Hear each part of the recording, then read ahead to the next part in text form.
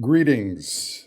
I'm going to do an ad lib conversation here on the topic of energy return on investment. 20 years ago, almost, oh my gosh, I started my PhD program and I wrote my PhD thesis on net energy, a framework on how to better use it for society. I thought that the importance of net energy, which is how much energy is left after we subtract out the energy we needed to get it, is one of the most fundamental drivers of our civilization and what is possible in the future. And so I ended up writing my PhD thesis, 5 papers around this topic.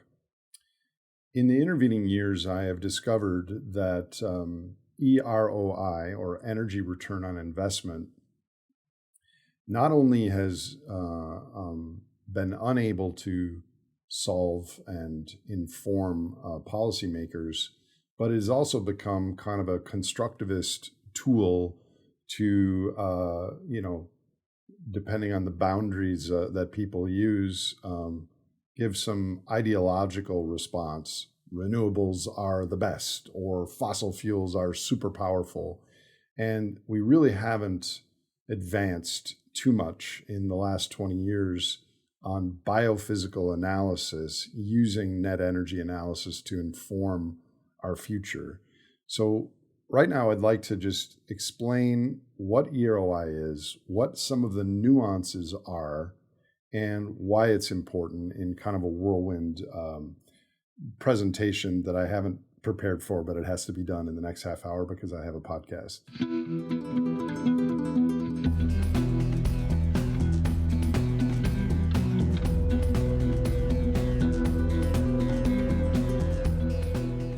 Okay, so in nature, energy is one of the most important inputs into an animal's existence. An animal spends energy to receive energy, and those organisms that have an excess, a surplus, have had evolutionary advantages. This same dynamic occurs in human systems. Back in hunter-gatherer times, also in agricultural times. Shown here is the expense of the laborers. The income is the grain, which is food surplus. And then the actual surplus for society enables, in the distance, the city and the ships and other things that people don't have to be, that it frees up their time to work on those things because the food is coming from somewhere else. So EROI is basically a ratio of the energy return divided by the energy investment. This is different than net energy, which is the energy return minus the energy investment. So an example would be if your return is 100,000 megajoules and you invested 10,000 megajoules, it's a 10-to-1 EROI. The same example would be 9 or 90,000 megajoules worth of net energy. Net energy is what powers society. We need energy left over after our energy investment to power shopping centers, cars, schools, universities, technology, innovation, etc. Okay, so over the last 700 years, because of technology and eventually because of the carbon pulse, where we suddenly drew out coal, oil, and natural gas from ancient deposits, the percentage of our economies that were allocated to the energy sector has basically had a 7-century decline. This graph from my colleague Carrie King shows the United Kingdom. The colored graph shows how much of the economy of the day in the year 1300, in the year 1600, in the year 1800, all the way up to the year 2000 was dedicated to energy. And as we can see, it hit its low point in 1999 when around 6 or 7% of the UK energy was directed to the energy sector, leaving 93% for the rest of the country. Now this is going up, and there's lots of different data that we could share, but this is going up to over 10% of our society now, headed to 15% maybe, or 20% in the future. We don't know. Why is this relevant? Well, at large EROI numbers, like 50 to 1 EROI, or 100 to 1 EROI, or 30 to 1 EROI, the amount of energy needed by the energy sector is very small, shown in the red line here. But as the EROI, the energy return, declines, especially when it gets down to single digits, the amount of energy allocated to the energy sector, the discovery, the extraction, the refining, the distribution, it ends up taking up a lot of the energy required, leaving much less for the rest of society. And this is conceptually called the net energy cliff. Irrespective of how much gross energy we have, if a larger and larger fraction of it is used to the energy sector, there's less benefits for the rest of society. Okay, so now we're going to get complicated. So this is a graph from the second chapter in my PhD thesis. We don't really have a definition that is standard across EROI analyses. The simplest definition is energy invested, energy return divided by energy invested. But we can also include non-energy inputs and then turn them into energy. And we can also include other products and externalities and things like that. So I came up with my co-author, Kenneth Mulder, these mathematical formulas on the left axis to show what is included in the EROI analysis, and on the top axis, how it is included. Do you just turn the copper or the sand or the rail transfer into energy equivalents, or do you treat them separately, et cetera? So the hope was, this was written 15 years ago, that there would be more standardization of comparing EROI across studies. And this from the same paper, the more accurate you are about how things really work, the less consensus there is on that. So there's a trade-off between the precision of an analysis and the scope of the analysis. Okay, so when we talk about EROI, we're really talking about efficiency. How efficient is an energy source? But there's really 3 stages with which to measure that. Most EROI analysis looks at how much energy did it take us to get a barrel of oil out of the ground. Oh, it used to be 1 barrel would get 100 out, or something like that. That's the EROI, or the efficiency of extraction. But then we have to refine and distribute it. So to turn it into gasoline that we can use in our cars, that's the point of use efficiency. And there's another bit of a loss there.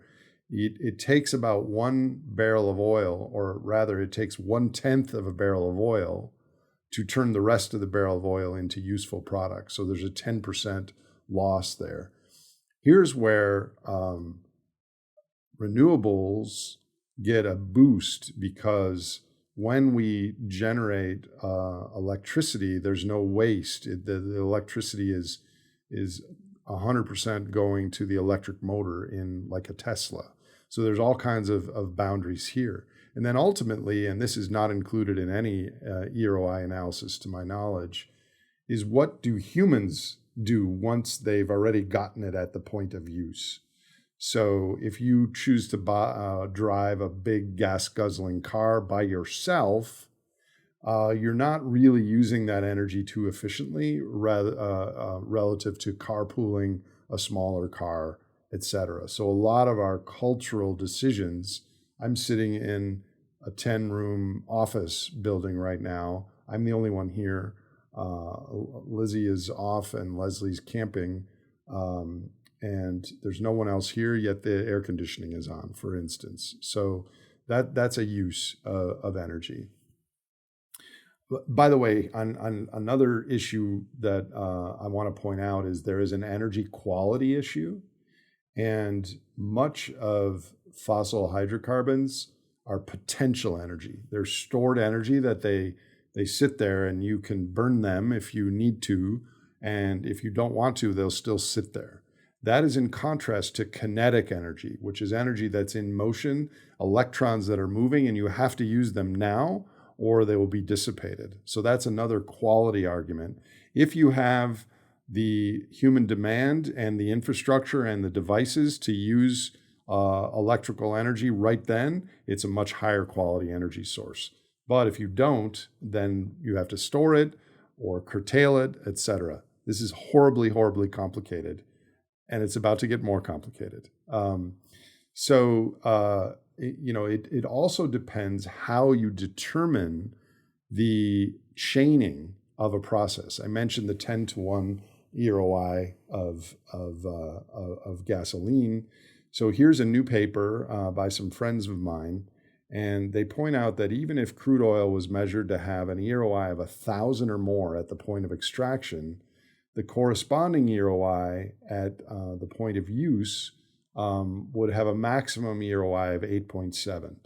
Well, first of all, that still would mean 870 units of net energy for society. But more importantly, it could conflate how the EROI is calculated. This is also a picture from my PhD thesis, and I think the Murphy et al. Paper used the top graphic, which is there was a 1 megajoule of investment into getting oil, and you got 10 megajoules of oil, so 10-to-1. And then you added another megajoule into the processing to change it into gasoline. And so the formula would be 10 as an output divided by 2 is a 5-to-1 EROI. Actually, there's another way to do this, which is the bottom graph, which is you input 1 megajoule of energy, and it creates 10 megajoules of oil, and you use one of those to refine it, leaving 9 megajoules of gasoline at the end, and the EROI is 9-to-1. So depending on how you define EROI, you can get wildly different numbers. And in the case of oil to gasoline, most of the energy used comes from on-site, from the natural gas and the oil itself in the process. So it's closer to the bottom number, not the top number. Okay, more PhD papers to share with you on this odd but important, frankly. So this is a graph showing the energy investment at the outset to create a wind turbine or an oil well or whatever, shown in blue. The green is the energy output over time, here shown as 27 years. The red is the ongoing energy input, the energy investment needed for maintenance, et cetera. And the black is the energy that is required for disposal and tear down at the end of its life. But it depends a great deal on when this energy is made available. So as biological organisms, humans and our institutions care about things now or soon versus in the future. So if you look at these two EROI graphs, they both have an equal EROI of, say, 20-to-1. However, which one of these would society prefer? Which would be preferred in the markets or by investors? And the answer is B, because this is more energy sooner, and this is called power in physics, is energy per unit time. And so with equivalent EROIs, the sooner the energy is paid back, the better that would be for society, even if they have the same academic paper that says they're the same EROI. So what does this look like if a wind turbine here from my paper has a 19 EROI, If you discount that by 5%, the EROI goes down to 12. If you discount it by 15%, the EROI goes down to 6. In contrast, natural gas, when you make an energy investment, you get the majority of the energy out in the first couple of years. Oil is even faster. And when you discount something that had an original EROI of 10, the discounted value is only 9.96 because most of the energy is right up front. So long story short, here's a complicated graph showing the light circles are the discounted values of the EROI of various sources, and the dark, so look at wind. Wind on the far right has a 19 to 1 EROI at a 0 discount rate. But if you attach an 8% discount rate, it gets handicapped sharply. If you attach a 15% discount rate, those flows are worth much less to you, your nation, your corporation, etc. In contrast, oil and gas have very little time handicap. So this is a way that EROI can be not comparable depending on its time. In addition to time, there's also variability. Look at these two graphs. They have the same EROI of 20. Which one would you prefer? The graph on the left or the graph on the right that has very much more energy at times, but at times doesn't have any energy? And again, the answer is you would prefer the graph on the left because you don't have to make plans for all those gaps in the middle. So there's actually an energy cost that accompanies intermittence.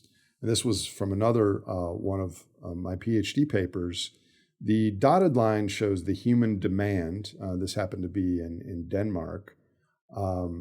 The nuclear is the dashed flat line, and the wind is the peaks and troughs on the black line. So what ends up happening is there are many periods where nuclear has massively more energy than, wind has more energy than we need, and sometimes it has a lot less than we need. Nuclear is not intermittent, but it is variable relative to human demand.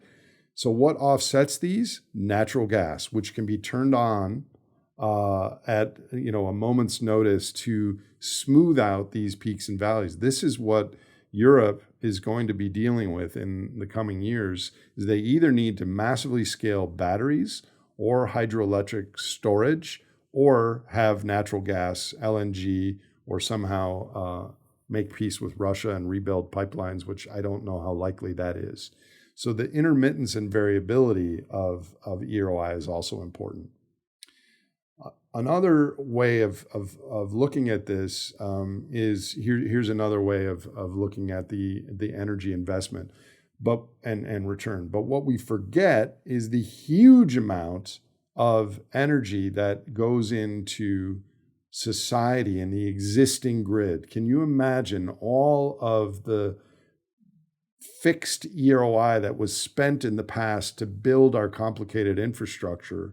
And so we look at this EROI, it's kind of on the margin, right? What are we adding to this system where the energy surplus from the last 50 years is still enabling us?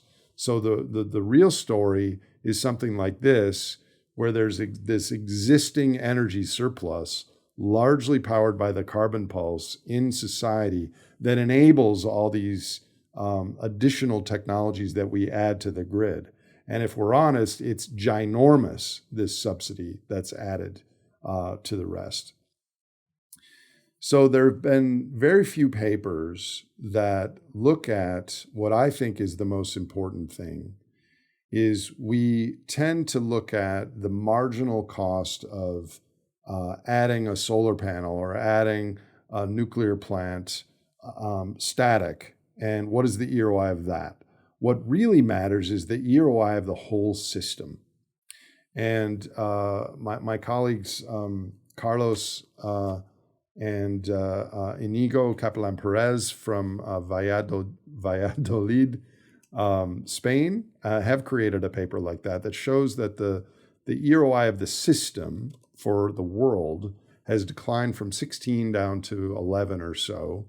And then in a green growth scenario, if we go to 50%, 75%, or 100% renewables, what the system EROI, the whole system, would be out until 2060. And it drops in the green growth scenario all the way down to 3. And this doesn't include the wider boundary impacts. And I don't think our society functions at 3 or even 5, to be honest. But my point here is we have been using EROI as more of a laser-like tool than it's capable of being.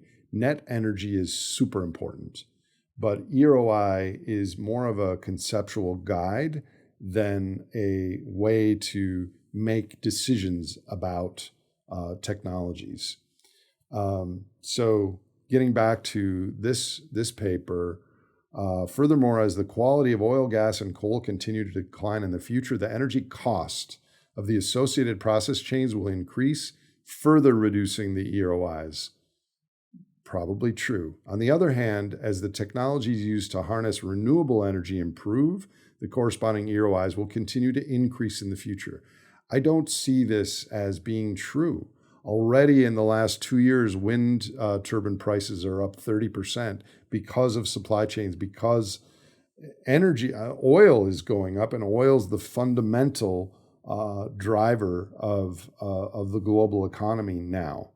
So long story short, or long story medium long, net energy is what powers society. And we are headed for a time where we have a 19 terawatt global metabolism.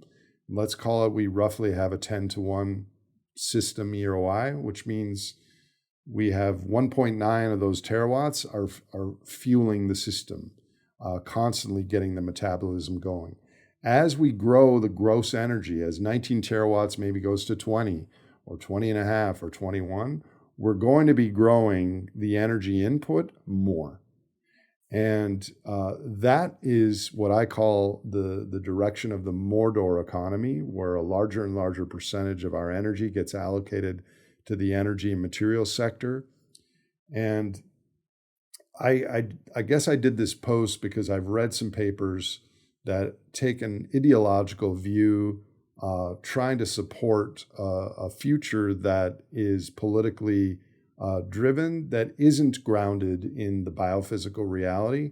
And so I just kind of wanted to call out how complicated energy return on investment is, how many nuanced explanations there are.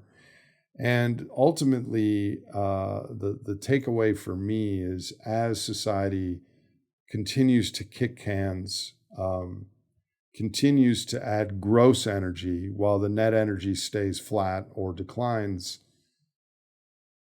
I think the environment is fucked.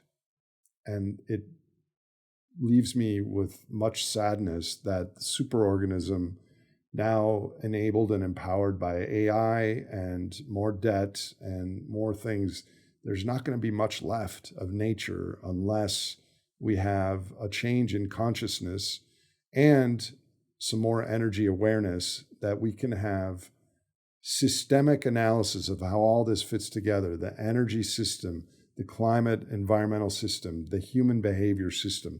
I don't know how to do this, but we're really taking tiny, tiny baby steps now, and that needs to change.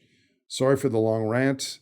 Energy is important. Energy return on investment, very cool idea. Operationally, not so useful. Net energy, critical concept for coming decades.